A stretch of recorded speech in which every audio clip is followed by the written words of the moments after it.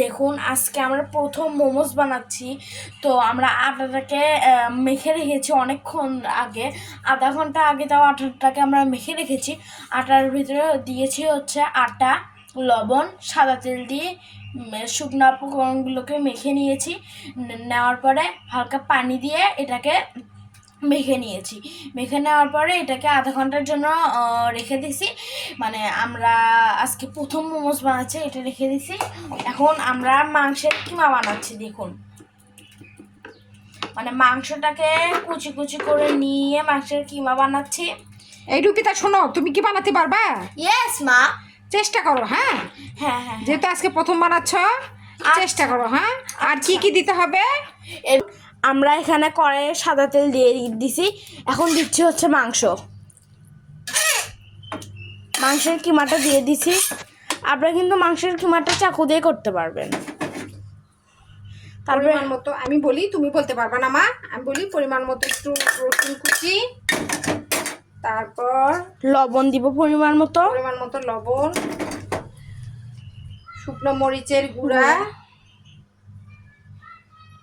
পরিমাণ মতো, তারপর একটু আদা রসুন বাটা। হ্যাঁ সামান্য, না আর দিও না। একটু নাড়ার পর এখানে আমরা আরেকটু সাদা তেল, সরি, টমেটো সস দিয়ে দিব।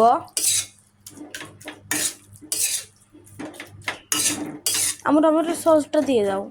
টমেটোর সস দিয়ে দিলাম পরিমাণ মতো। আরেকটু দাও, আরেকটু হয়েছে। আমরা এখন এটাকে ভালোভাবে নেড়ে নিব। দেখুন গাইস, আমরা কড়াইয়ে দিয়ে দিছি। তারপরে হচ্ছে এখন আম্মু নাড়াচাড়া করলো। এখন আমরা হচ্ছে এটাকে তুলবো। এটাকে আমরা সর্বোচ্চ 10 মিনিট রাখছি হচ্ছে এর ভিতরে। প্রথমে পানি দিয়ে এটাকে সিদ্ধ করে নিছি, তারপরে হচ্ছে সাদা তেল দিয়ে এটাকে নেড়ে চেড়ে উল্টে পাল্টে নিয়েছি। আমাদের কাছে এই ডিজাইনটাই সবচেয়ে সহজ লাগে, ওই জন্য আমরা এই ডিজাইনটাই করেছি। তো আমাদের রান্না করা শেষ। এখন আমরা টেস্ট করে দেখব কেমন হয়েছে। দেখি, খেয়ে দেখি। ওয়াও, অনেক ইয়াম্মি হয়েছে, অনেক টেস্টি।